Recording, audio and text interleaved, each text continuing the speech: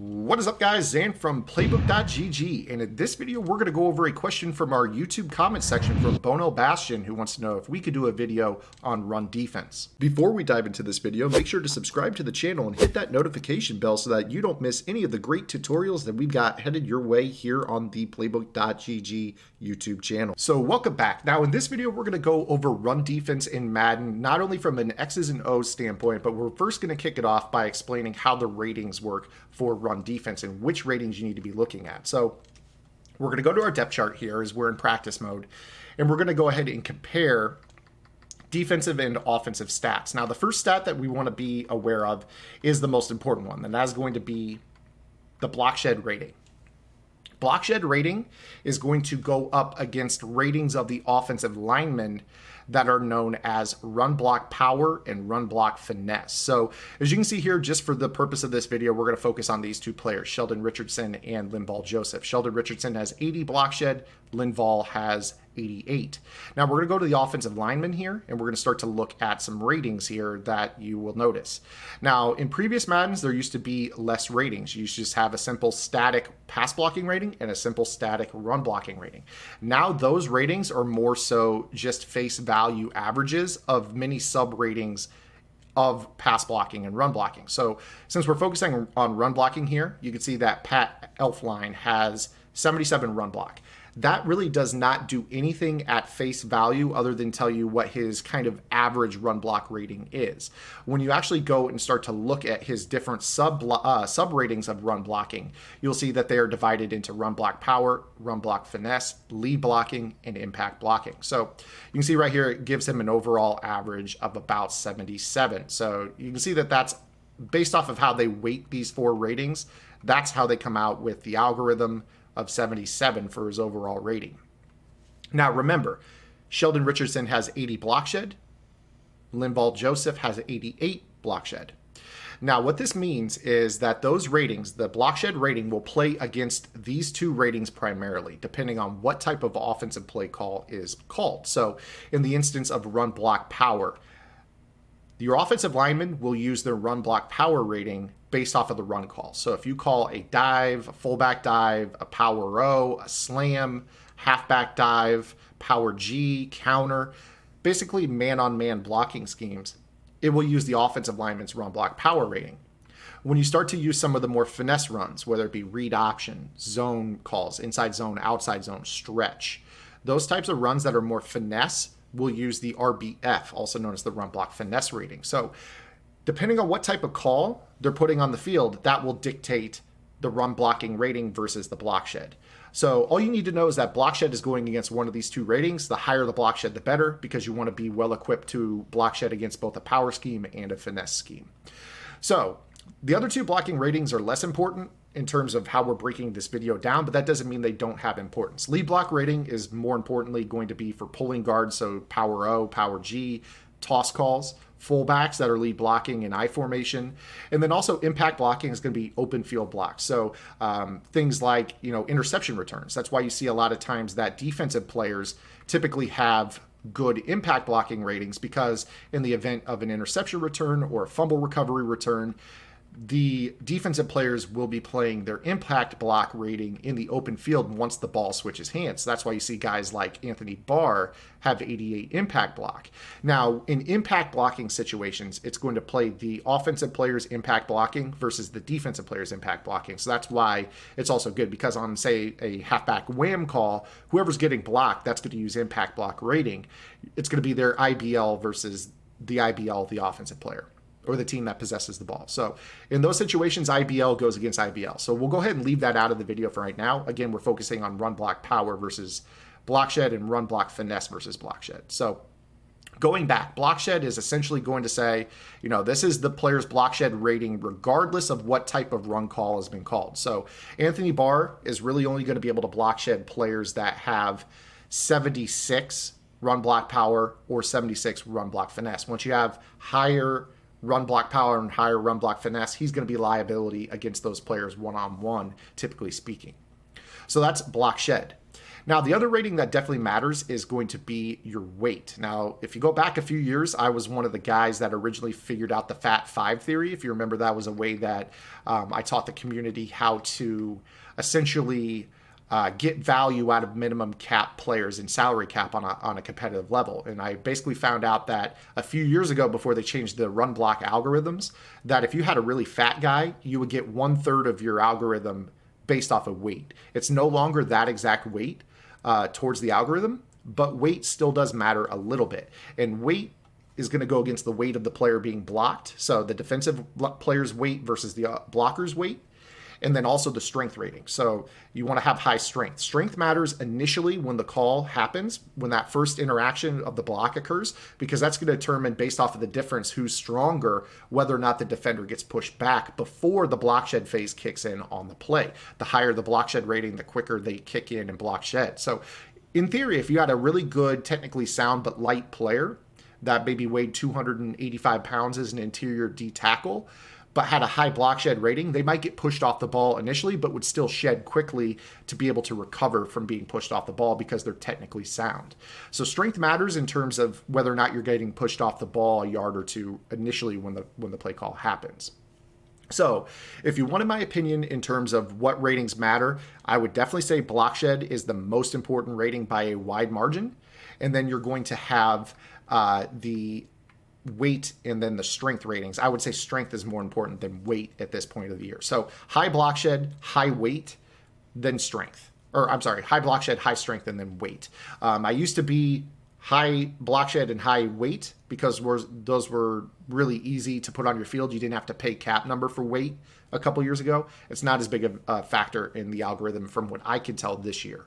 So block shed, strength, weight, in that order. Those are the three things I look for in run defense.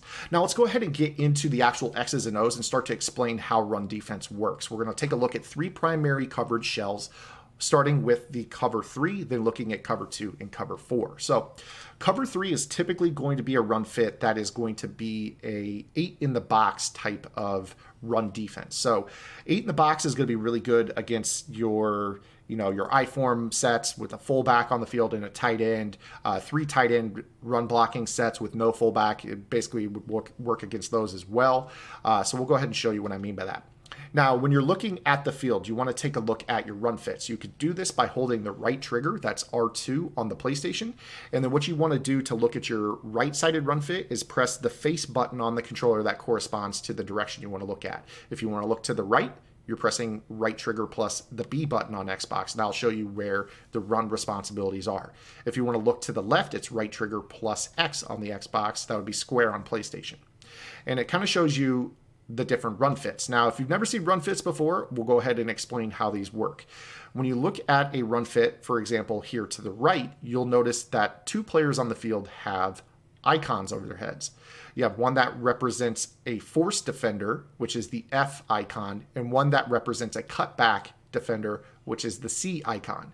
You'll notice that on the right side of run fit, it looks like this. On the left side of run fit, it looks like this. Typically, your force and cutback defenders switch based off of the run fit. So you can see that they swap based off of left or right run fit. Now, in terms of how this works, you can see the lines apply to the gap that the player is playing. So on a run to the right, you'll notice that the 2 orange linebackers are filling those gaps in between the linemen. You have the linemen that are responsible for getting penetration in their front as well. Now, depending on over, under, stack fronts, we'll go ahead and try to we're basically going to leave those out, but based off of overshifting and undershifting, that will kind of apply to how you're playing your run defense. So you can see when you call an over front, your defensive linemen are overshifted to strength. And when you call an under front, your defensive linemen are undershifted and your linebackers are overshifted. So essentially what you're doing with this is you're just changing your strength of your formation. If you have really good block shedding DNs, an over front is great. If you have really high block shedding outside linebackers, an under front is probably better when playing to strength. Now, obviously, over and under is also going to flip your D tackles in 1 technique and 3 technique as well. For the purpose of this video, let's not focus on that so much as just run fits. So we'll go ahead and call another cover 3 run fit. This time we're going to call it against the iForm Pro. Now, again, here's what your run fit looks like. This is a very advantageous run fit. We've got 8 in the run fit against basically 7 potential blockers. You got your 5 linemen, a tight end, and a fullback. So 7 blockers against 8 guys. This is a pretty sound front here against the iForm Pro. So you notice here that on this play call, the force defender is outside the tight end, and his responsibility means that he's not going to allow anything to get outside of him. His job on a toss or anything is to get wide, set that edge, and funnel everything back to the orange linebackers that are filling their gaps. So that is what a force defender does. Now, when the ball is snapped, a cutback defender is going to be the pink one. He's basically responsible for preventing the running back from cutting the ball all the way back against the grain and getting outside to the weak side of the formation. So that's why he is in the pink assignment. If the run were to be to the left, you would see that the responsibilities would flip. In that situation, he would set the edge, and then the safety would set the cutback with the linebackers flowing. So this is, in general, how run defense works. Now, in the cover 3, it's great because your safety, your other safety, comes down, creating this advantage. 8 guys in the run fit against a 7-man line. I really like 4-3 over cover 3 against your iForm Pro runners. Once they start to add a second tight end into the mix, I like to start to think outside the box with other run fits, and I'll explain here shortly. So now let's go ahead and go into a cover 2 style run defense. Now we're just going to call a simple stack against the iForm Pro here, and we're going to call that exact same thing. So now in the cover 2, you'll notice that we don't have a safety down in the run fit. However, this is a 9-man run fit, not an 8-man run fit. In this defense, you have your outside corners asked to play cut back and force. So on a run to the right, this outside corner is responsible for playing force. Why do I not like this against iForm Pro? Well, the reason I don't like it against iForm Pro is because Taylor Gabriel is easily able to get a block on this corner in some instances. And if you can hold that block long enough, you could lose your force defender and be able to bounce this run to the outside. This is why I'm not very big on cover 2 as a run defense against iForm Pro. Now, if my opponent were in a compressed set where Gabriel was in tight, close to the line, and I could maintain outside leverage on him, yes, cover 2 is absolutely fine, but I'm not a big fan, typically speaking, of this as a run defense against spread sets. So against this, I would immediately check into cover 3, get the safety into the run fit, and get the corner out of the run fit, typically speaking. So that is the difference between cover 2 and cover 3. If you have really good physical corners, or you like to play safeties at corner and play cover 2 defense, you could be fine here. You can get high block shed safeties that can block shed wide receivers pretty quickly and, pursue the ball carrier. But typically speaking, I want unblocked force defenders. I don't want to make my opponent's job easy to get outside. Now, the last one that I want to go into is your cover 4 run fit. This will apply to the cover 4 side also found in cover 9, and also the cover 4 side found in cover 6. So you can see right here, cover 6, you've got a cover 4 to one side and a cover 2 to the other, hence the name cover 6. And then in a cover 9, it's basically cover 6, but it's flipped. So your cover 4 side is to the opposite side of the cover 2. So there's just a little bit of coverage teaching here mixed in. So now we're going to go ahead and call cover 4 quarters. There are some real benefits to having cover 4 quarters. This has been probably the most popular run defense over the last couple years. And the reason for that is the ability to get the safeties into the run fit. Now, the drawback to this is that when you're playing a stack defense, a lot of times your force defender is giving up leverage. So you can see here when we look at the right side run fit, Barr is basically in a spot where he needs to, at the snap, get wide and then set the edge. So in this situation, I'm not as big a fan of a stack cover 4, unless you've got a really good roadblock here in front of him that commands attention and will keep bodies off of him, offensive linemen, from getting to the second level. In terms of this look, you're probably fine. You're not going to get a guard or a tackle or the tight end up on Anthony Barr on this call. And Barr should be able to get to the outside. And then you'll notice that Smith becomes an interior gap fill. So you'll see right here, a lot of players love to play cover 4's run defense because you can control the weak side safety and basically pursue the ball. So we'll go ahead and let the computer snap the ball here. And you kind of see what I'm talking about. It basically fills. Barr is able to get outside without somebody getting immediately on him and blocking him. And this is why cover 4 is so popular. I like cover 4 out of a stack alignment. And actually, you take a look right here.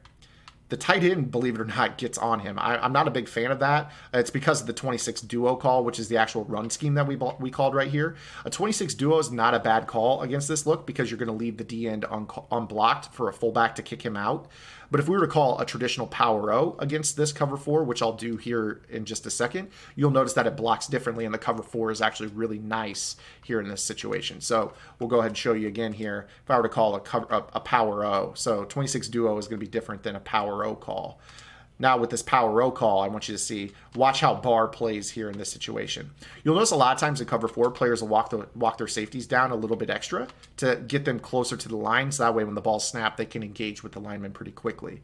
So you see right here how bar filters that run to the outside. Now, Jordan Howard broke the tackle, but you can see how the force player did a really good job of getting out wide and making sure that Howard had to stay inside of the force. So you see right here, here's your force defender.